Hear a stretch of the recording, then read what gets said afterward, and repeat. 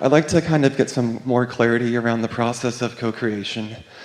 So my partner and I found this. Co-creation is important because you're not doing any of it on your own. There's too much other stuff going on that you are aware of that's mixed in with your vibration. So it's all co-creation, isn't it? Yeah. So we found this amazing house that we absolutely love, but we haven't obviously come into full alignment with it yet because we're not living there. Good point, isn't it? This experience has taught me how to learn to let the thought to be enough.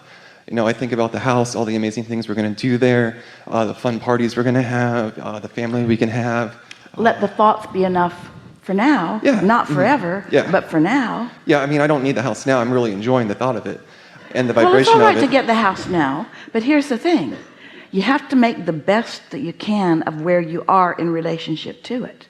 And when you make the best of where you are, so even though it's not really enough because there will always be more, it's enough for right now because you can find balance in it, then that's what we mean by enough. We don't mean settling for less than you want, because you can't give up your desire, but you can give up your resistance. And when you give up your resistance, then it's enough for now. And then it becomes more right away, because the only thing that's keeping enough from being more is resistance, because it's not enough. That makes sense?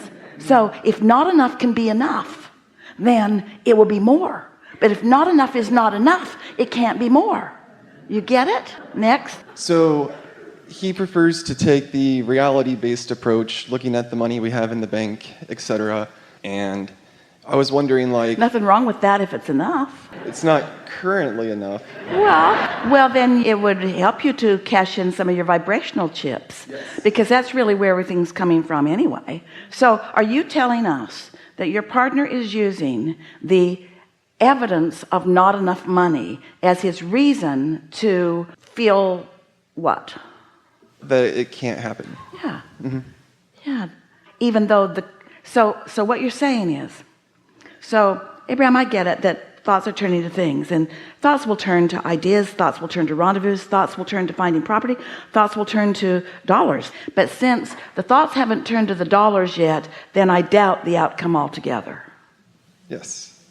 But like, I know it can happen. The last time I wanted a house, I only had like 50 grand in the bank and I needed 200. And over the course of like 2 months, the money came together. The house stayed on the market, which just doesn't happen in Seattle. The seller agreed to all of my terms, and it manifested. And so you have an advantage over your partner. We really want to talk about this with all of you.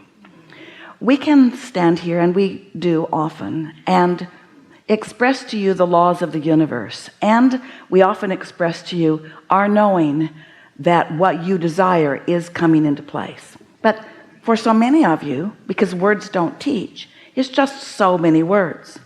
But when you've had the experience of having a desire and knowing that you weren't up to speed with the desire, but somehow focusing in a way that even though all the pieces hadn't manifested yet, you still felt okay about it.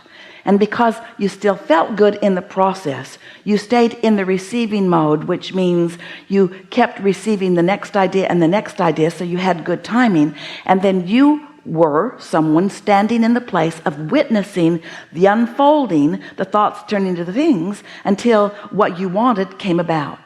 Isn't that a delicious way to live? It really is, yes. Our point is, don't worry about someone else who can't take your word for it, because words don't teach. But just keep teaching through the clarity of your own example. Just keep being sure yourself, or expectant yourself. Mm-hmm. So is it possible for us to manifest this together if I come into fuller alignment with it and he just kind of stops paying attention to it? Well, it doesn't really matter what anybody else is doing unless you're giving attention to what they're doing. So we're going to explain something here to you. We haven't talked about this in this way, and it's going to be a really eye-opening experience for all of you. We've talked about it, of course, for years, but we have a new way of presenting it to you that's going to help you a lot. Going to start in what feels like a sort of new place. It isn't. Do you understand that you have two perspectives? That of your inner being, which includes all that you've asked for up to the very last request, and then how you're doing in terms of your beliefs about it. And do you get it that it's sort of logical that as humans, your beliefs about it would be like your partner's are, sort of based upon current manifestation. But things can't be based upon current manifestation, or nothing could evolve, could they? You got to be able to see past what is, because if you only see what is, then you just keep regurgitating more of what is. So it's completely illogical and yet understandable about how people sort of get into that place. So recently we've been talking about the satisfaction factor, and all that means is, since your inner being has a very clear opinion about you in this house, and you have an opinion about you in this house, then there is a possible variance. Now, the variance between you and your inner being is much less than the variance between your partner and his inner being, but still there is a variance for both of you. And it's that variance that is the time factor that slows things down. And it's all right, because during that process you can gain more clarity and sometimes even create something even more fantastic than you had initially had underway. Does that make sense? Now let's talk about the co-creating part. Co-creating, which you usually mean, there's this person that I'm co-creating with, so it feels to me that what this person thinks about what we want matters.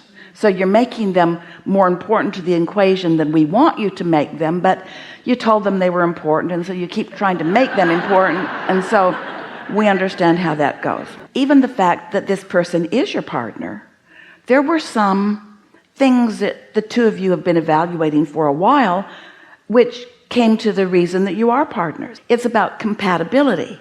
And instead of compatibility, we want to use the word mutual, which sort of means the same thing. Am I mutual with this person? So let's say, because you have many aspects of your being, that there are some things that you are really mutual about.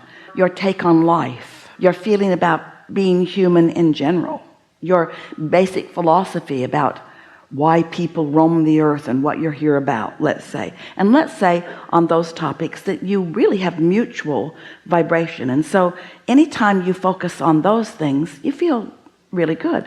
But let's say you really like things orderly and your partner doesn't care about it.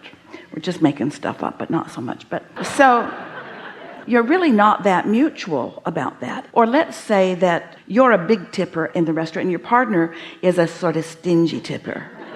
We're sort of making that up, but not really. And so there's not real mutual there either. But here's the thing. There is much that you are mutual about. And if you will focus upon those things.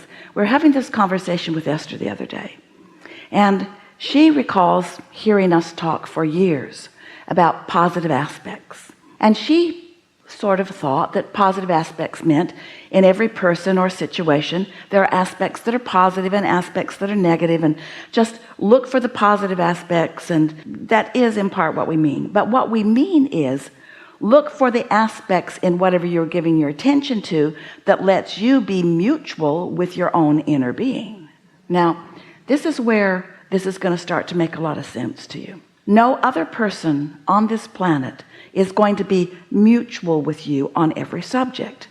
And in the quest for partnership, so often what you do, let's say you feel this way about something and someone else feels a different way, in your desire to be understood by that other person, in your desire to be heard by that other person, often you work for mutuality with them. But what happens is you mess up your mutuality with your inner being. Does that make sense? So you give up the only true mutuality that you will ever really be able to accomplish and maintain for something that moves about so much. And that's why subjects of relationships or co-creating seem hard to you. They don't need to. So let's go back and make sure that you heard the most important points that we were making here, because the most important point is, in your quest to be understood, you're willing to move out of your harmony to find harmony with another. And then you also lose your power, because your true power is in your alignment with this leverage of this energy that creates worlds. And then that's why, that's why you then feel irritated with your partner who won't come up where you are, because wouldn't come up where you are, so you had to go down where he was, and now you've left your inner being and it's his fault. Well, I've been getting better at not doing that. And so when we have the misalignment, I think I try to use that as a really great opportunity to be inspired to new thought, look at things in a new way.